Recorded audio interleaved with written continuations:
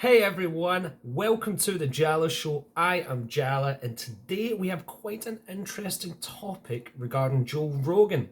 I can't wait to get in on this. You might have already seen a couple of videos on this, but to be honest, I thought this news was quite strange enough that it was good enough to make a video on. So here we are. This is Spotify trying to cancel Joe Rogan. So just before we go in, for anyone who doesn't know me, my name is Scott Jala. I am the singer of Mason Hill, and recently due to COVID, I've been doing a lot more online stuff on Twitch and on YouTube and having a lot of fun.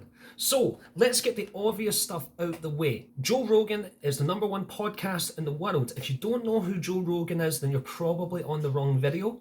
So you might want to go and find out who Joe Rogan is and then come back. So recently Joe Rogan came out and said that he was signing an exclusive deal with Spotify. Now this was big news in the world. From the September this year onwards, all his shows would eventually be taken off of the other platforms except for highlights and go straight to Spotify. Now this was seen as good news. Joe Rogan had some things to say. Let's jump into that now.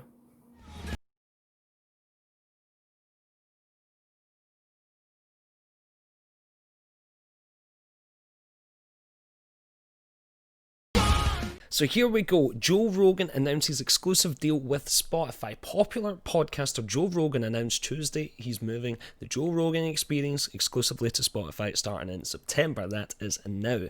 His words were, "I am not going to be an employee of Spotify." This is important, by the way. "We're going to be working with the same crew doing the exact same show. The only difference will be it will now be available on the largest audio platform in the world. Nothing else will change. It will be free to you. You just have to go to Spotify to get it." So, to be honest, at the start, that sounds quite good, right? I mean, yes, we need to go to Spotify, but at the end of the day, it's going to be the same show, ran by the same people, and it will be a wide range of subjects, as Joe Rogan's known for, from far left to far right and everyone in between. And up until now, sounded like it was going great. The Joe Rogan show has still been going on, and everything has been great. But now we have a headline, September 22nd. Joe Rogan is already a headache for Spotify. Dun, dun, dun. I wonder why. Okay, so here we go. So when Spotify signed the Joe Rogan Experience to the Let me try that one again. When Spotify signed the Joe Rogan Experience to an exclusive multi-year distribution deal earlier in the summer, the company's stock price soared briefly. Okay, so sweet. But the move also prompted immediate questions. Wow, I can't speak right now. But the move also prompted immediate questions about whether Spotify was prepared for what the media phenomenon brings with it. Alright, so Joe Rogan, he does command a large following and a growing currency of cultural influence. But Rogan's radical free speech orientation and free thinking, okay, ideology has consistently courted controversy in the past. Here we go, guys. It's getting juicy now. In particular, observers were curious to see how Spotify would navigate issues around misinformation and hate speech. I didn't know Joe Rogan was known for hate speech. Otherwise, he would be in jail. The latter being a concept that Rogan himself has a history of actively interrogating in terms of its relationship with free speech. Okay, alright, so obviously now we're going to get into what he done wrong, as they all like to do. The first involves a brush with misinformation. Joe Rogan published an episode with Douglas Murray, the conservative British political commentator, in which Rogan repeated the claim derived from a conspiracy theory that left-wing people had been arrested for intentionally causing wildfires in Oregon. So he f***ed up with that. He said sorry, he got it wrong.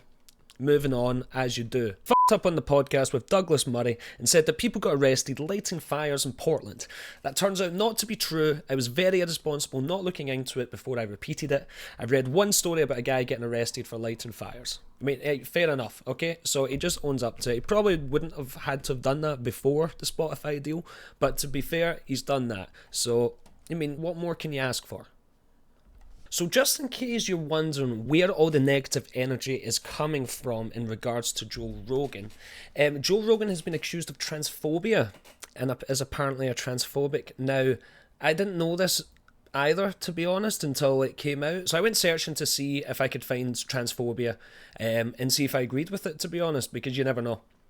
So, Joe Rogan accused of transphobia for calling transgender MMA fighter a male in 2013.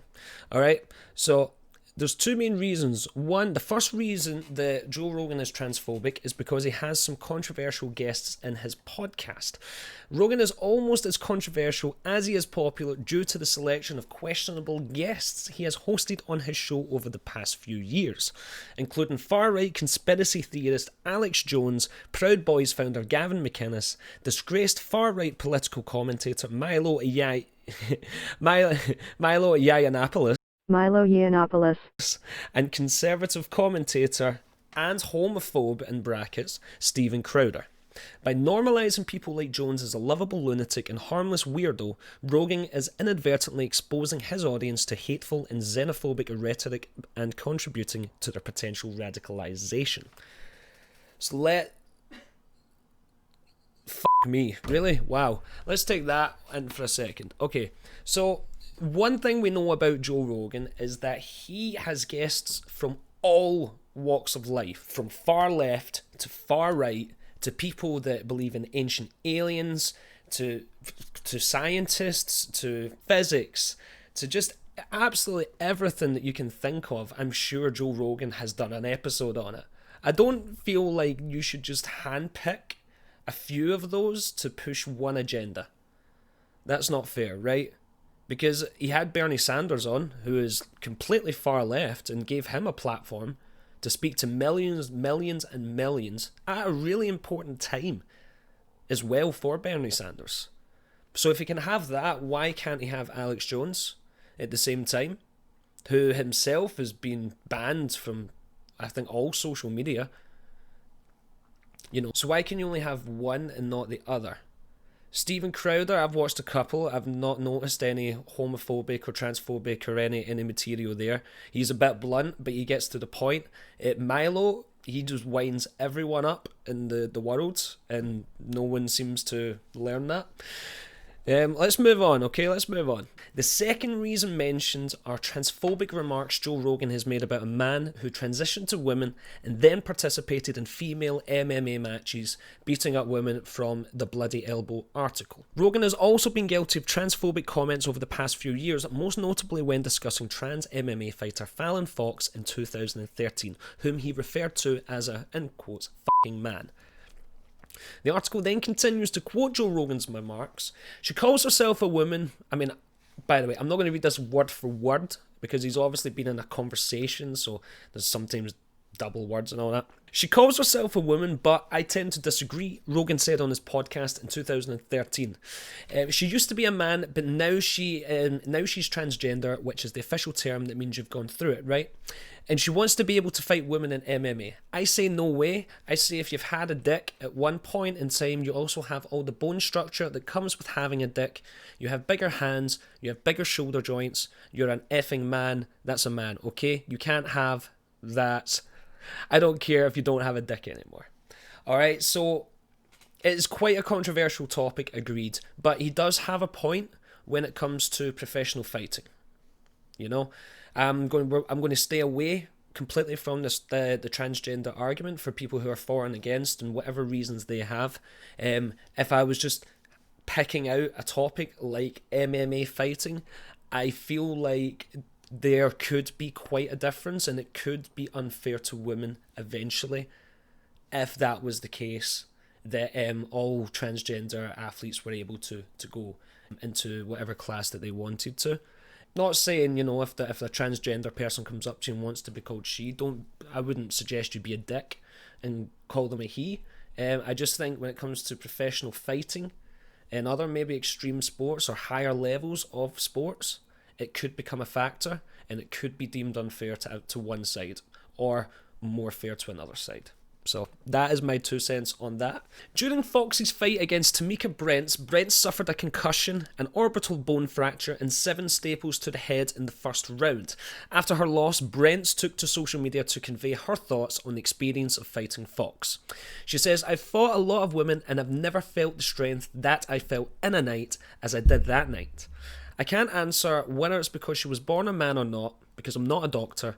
I can only say I've never felt so overpowered ever in my life, and I am an abnormally..." Oh, what? What? An abnormally strong female in my own right, she stated. Her grip was different. I could usually move around in the clinch against other females, but couldn't move at all in Foxy's clinch. Now, fair enough. That's her thoughts. She's obviously biased towards her side, and Fallon Fox would be biased towards her side. So we'll just leave that as it is. But that was Joe Rogan's comments, and I don't think that's worthy enough to be going as heavy against him and trying to censor him as they are trying, which they are trying to do. Here we go. Spotify employees reportedly threatening to strike if Spotify doesn't censor Joe Rogan's podcast. Alright, let me just stop for 1 second. Wouldn't you know who you're going into a deal with? It's Joe Rogan. He has guests from all sides of the spectrum. I don't understand why it's such a big deal now. Anyway, but Spotify employees reportedly threatening to strike if they don't censor him. Let's read a bit of this, shall we? The Joe Rogan Experience podcast officially moved to Spotify on September the 1st after Rogan and the streaming platform finalised a deal worth a reported $100 million. Wow. Amazing. Go, Joe. As the news became public, Joe was quick to explain that it's just a licensing deal and Spotify won't have any creative control over the show. For anyone that doesn't know what a licensing deal is, it's basically that Joe Rogan's just licensing his product for Spotify to exploit. Okay? Well, on the day the podcast moved to Spotify, fans were quick to notice that not every past episode made it over in the move. Interviews with controversial figures, including Alex Jones, David Seaman, Owen Benjamin, Milo, I'm just going to say Milo because I can never get his name right, plus Chris D'Elia and Joey Diaz simply were not there. Now this, my friends, was actually proven wrong. They weren't just... all they were doing is just not uploading all the episodes at the same time. So I think it's all back to normal now. Fast forward to this week, and now we have reports that Spotify employees are demanding editorial oversight of Joe Rogan after feeling alienated by controversial episodes. There we go, guys. That, trigger warning, that right there is what is wrong with the entire fucking world, right? I don't even know what to say, you know? You made a deal with Joe Rogan to license. You have no right to try and start censoring and editing his episodes. That is our job as the public to watch an episode of him and decide ourselves if it's something we want to be associated with or not. It's completely outrageous. And to be honest, it's just fitting in with the world, kind of the way it's going, where censorship seems to be a major thing. I feel like we are not allowed to have our own thoughts anymore, make our own decisions, whether into what we like and what we don't like. And why is everyone so offended all the time? There's no need to be offended. And if you are offended, remember that that is subjective and it might only be you that's offended. So you don't get to take it away from everybody else. That seems to be the case the world's going. It's a bit fucked up, guys. That's all I'm saying. It's a bit fucked up. Don't censor Joe. Hashtag don't censor Joe. If they do that, then they're just killing another good thing. I'm sure the show would still be good and he would still have a range of amazing characters, but at the end of the day, that's not what Joe Rogan's about. He's about being able to pick whoever he wants. Whoever he wants to give time to, his millions of viewers, is his choice. And to be fair, I think he's made a damn good job so far in his 10 odd years of doing this for a stand-up comedian, having the #1 podcast in the world. It's absolutely incredible. But rest assured, guys, someone at Spotify isn't a fucking It's amazing. And it just happens to be the CEO. Spotify CEO defends keeping Joe Rogan podcast episodes that some employees slammed as transphobic. There you go, Joe. Have your moment. I'd like to take this chance to apologize to absolutely nobody. The double champ does what the he wants. Hey.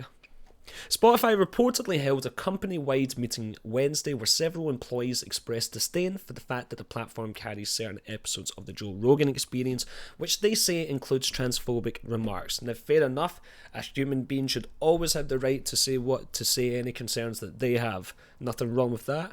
You realise that people are not looking at this objectively, Rogan said in a July podcast. They are activists, they have this agenda, and the agenda is very ideological driven, that anybody who even thinks they might be trans, should be trans, are trans, and the more trans people the better. And the more kids that transition, the better. He has a point. It does get glorified, it does get pushed on younger people every year. So he does have a small point there. Whether that's right or wrong, I'm not going into it unless I get famous. Then I will give you my true opinion.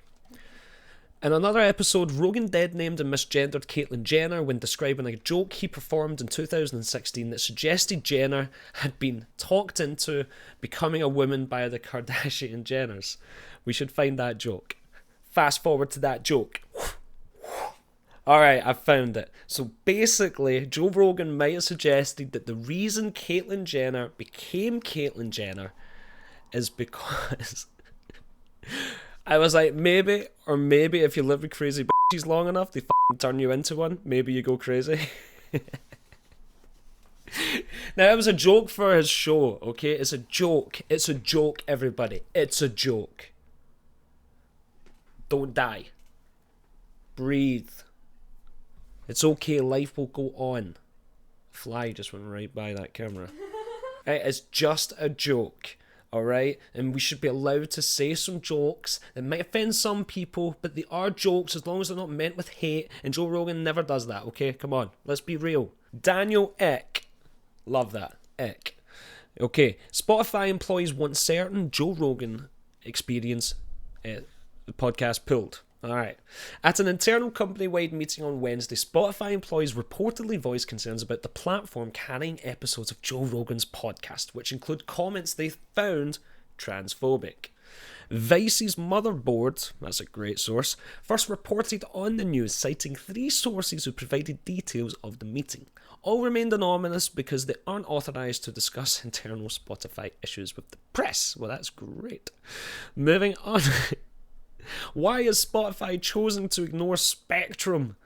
What is that? Spectrum is the employee resources groups. Oh yeah. To ignore Spectrum's guidance about transphobic content in the Joe Rogan Experience catalogue, another employee allegedly asked Ek. Oh, dun dun dun! Boy, you got f***ed up. One of the moments the employees are referring to stems from a podcast in July, in it Rogan spoke with Abigail Schreier, author of the book Irreversible Damage, The Transgender Craze, Seducing Our Daughters. And by the resistance to your book and the resistance to these conversations, we realise that people are not looking at this objectively, Rogan said of transgender issues. This is not something that everyone's looking at all sides of it. They are activists, they have this agenda, and the agenda is very ideological driven, that anybody who even thinks they might be trans, should be trans, are trans, and the more trans people, the better. And the more kids that transition, the better. Now, that's a valid point to have. If he wants to have that opinion and someone wants to have a complete opposite opinion, they should both be allowed to have that opinion without one trying to cancel the other.